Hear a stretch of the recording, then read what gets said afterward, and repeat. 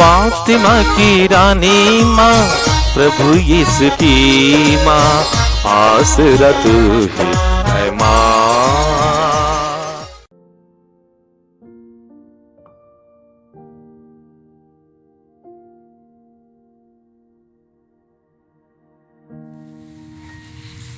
पहला पाठ इब्रानियों के नाम संत पौलुस का पत्र, अध्याय 13, पद संख्याएं 15 से 17 और 20 से 21 तक।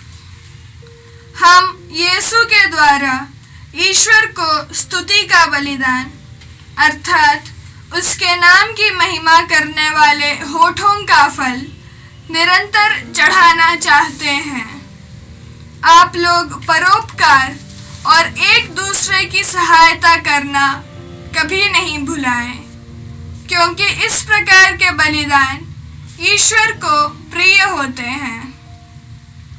आपके नेताओं को रात दिन आपकी आध्यात्मिक भलाई की चिंता रहती है, क्योंकि ये इसके लिए उत्तरदायी हैं। इसलिए आप लोग उनका आज्ञा पालन करें और उनके अधीन रहें, जिससे वे अपना कर्तव्य आनंद के साथ पूरा कर सकें, आहें भरते हुए नहीं, क्योंकि इससे आपको कोई लाभ नहीं होगा।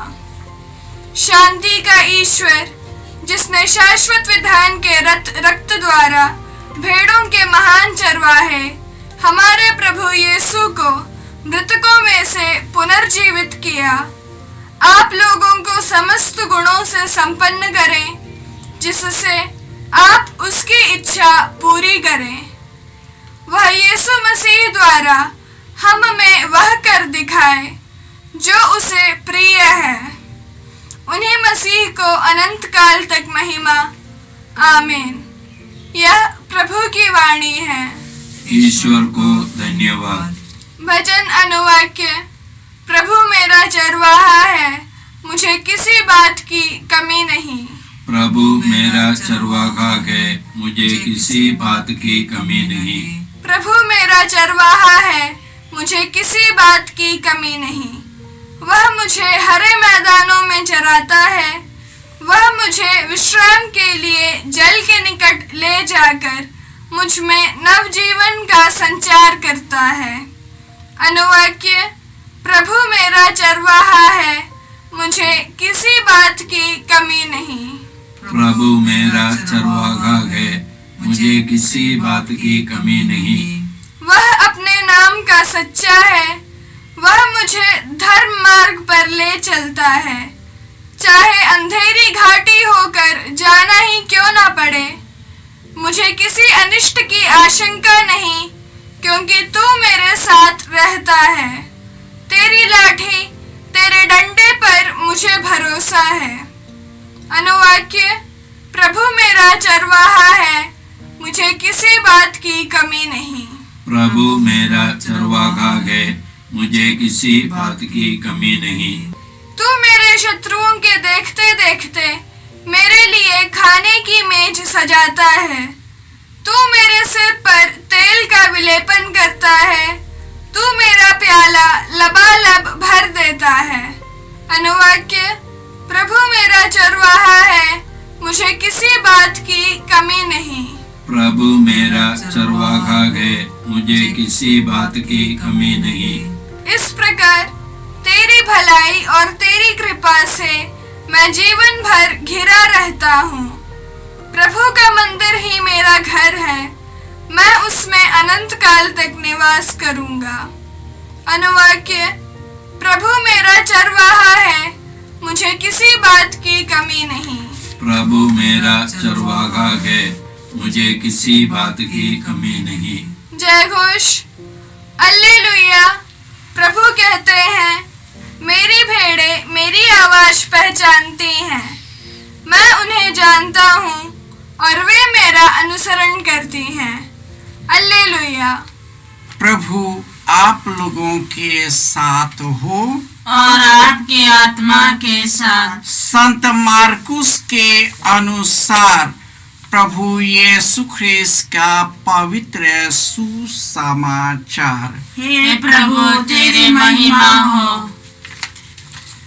अध्याय 30 पद संख्याएं 30 से 34। प्रेरितों ने यीशु के पास लौटकर उन्हें बताया कि हम लोगों ने क्या क्या किया और क्या क्या सिखलाया है। तब यीशु ने उनसे कहा, तुम लोग अकेले ही किसी निर्जन स्थान पर चले जाओ और थोड़ा विश्राम कर लो, क्योंकि इतने लोग आया जाया करते थे कि उन्हें भोजन करने की भी फुर्सत नहीं रहती थी। इसलिए वे नाव पर चढ़कर अकेले ही निर्जन स्थान की ओर चल दिए। उन्हें पाते देखकर बहुत से लोग समझ रहे थे कि वे कहाँ जा रहे हैं। वे नगर नगर से निकलकर पैदल ही उधर दौड़ पड़े और उनसे पहले ही वहां पहुंच गए। यीशु ने नाव से उतरकर एक विशाल जनसमूह देखा। उन्हें उन लोगों पर तरस आया, क्योंकि वे बिना चरवाहे की भेड़ों की तरह थे और वह उन्हें बहुत सी बातों की शिक्षा देने लगे। यह प्रभु का सुसमाचार है। हे ख्रिस्त तेरी स्तुति हो। ख्रिस्त में प्यारे भाइयों और बहनों, जो ईश्वर की आज्ञाओं का पालन करता है, निरंतर उसके खोज में रहता है और उनकी इच्छाओं को पूरा करता है, वह ईश्वर का कृपा पात्र बन जाता है। ईश्वर उनके सभी बातों में उसकी मदद करता है, उनकी सहायता करता है। प्रभु यीशु अपने पिता ईश्वर की इच्छानुसार हमारे जैसे एक बने। उन्होंने बलित मेमने की तरह अपने जीवन को समर्पित कर दिया, ताकि हम सभी उनसे जुड़कर फल उत्पन्न करें। आज के सुसमाचार में प्रभु जहां कहीं भी जाते थे, लोग उनके पीछे हो लेते थे। उन्होंने अपने शिष्यों को चंगाई करने का और अवधूतों को निकालने का वरदान दिया, शक्ति प्रदान किया।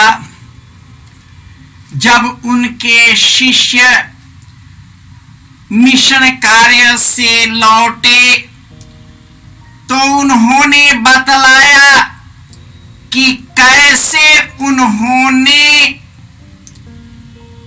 बड़े बड़े चमत्कारों को किया, कैसे कैसे उन्होंने मिशन कार्य को किया। और ईश्वर ने कहा तुम निर्जन प्रदेश जाओ और आराम करो, क्योंकि लोग इतने ज्यादा आया जाया करते थे कि उन्हें खाने की फुर्सत भी नहीं रहती थी।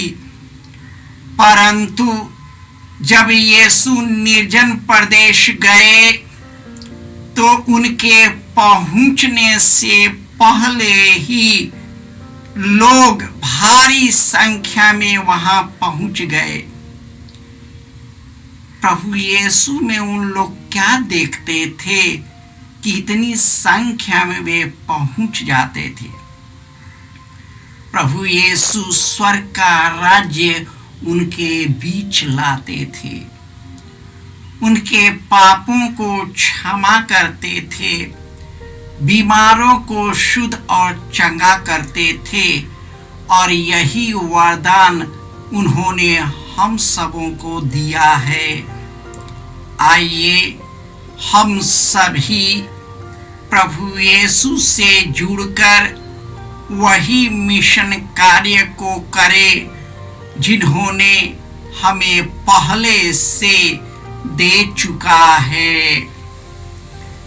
हे प्रभु यीशु, हम तुझे धन्यवाद देते हैं कि तूने हमें अपनी इच्छा की पूर्ति करने के लिए पवित्र आत्मा की शक्ति दिया है, ताकि उन्हीं के वरदानों से परिपूर्ण होकर तेरा कार्य कर सके। जय यीशु क्रिस्त में प्रिय भाई और बहनों, प्रभु यीशु ने हमें आदेश दिया है संसार के कोने कोने में जाकर सारी सृष्टि को सुसमाचार सुनाओ। सुसमाचार सुनने के लिए और सुनाने के लिए एक अच्छा मौका है। आप कृपया इस चैनल का सब्सक्राइब करें, लाइक करें, शेयर करें, बेल आइकन दबाएं, ताकि यहाँ की नई वीडियोस की सूचना आपको मिलती रहेगी। साथ साथ आप दूसरों को भी प्रेरणा दें इसका सब्सक्राइब करने के लिए। याद रखें, कल के मिसा के दैनिक पाठ और उस पर टिप्पणियाँ आज ही दोपहर के बाद हम लोग अपलोड करते हैं। कृपया आज ही उसको सुनकर कल की तैयारी करें। प्रभु यीशु आपको और आपके परिवार को 100 गुनी आशीष देंगे। जय यीशु।